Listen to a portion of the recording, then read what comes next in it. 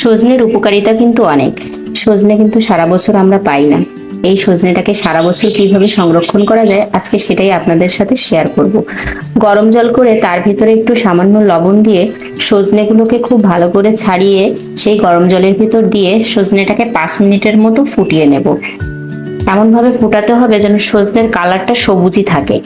এই যে এখন সজনেগুলো দিয়ে দিয়েছি গরম জলের ভিতরে, খুব অল্প সময়ের মধ্যে এই যে একটু ফুটিয়ে নিয়েছি। তারপরে এই যে সজনেগুলোকে একটা ছাঁকনিতে নামিয়ে নিয়েছি যেন সমস্ত জলটা ঝরে যায়। এরপরে কিছু সময় আমি বাতাসে, খোলা বাতাসে রেখে দিয়েছি সজনেটার উপর থেকে যেন জলগুলো ঝরে যায়। এরপরে একটা কৌটা নিয়েছি, এই কৌটার ভিতরে সজনেগুলোকে দিয়ে আমি ডিপ ফ্রিজে সংরক্ষণ করব। এতে খুব সহজে কয়েক মাস ধরে এই সজনেগুলোকে খাওয়া যাবে এবং স্বাদেরও কোনো পরিবর্তন হবে না।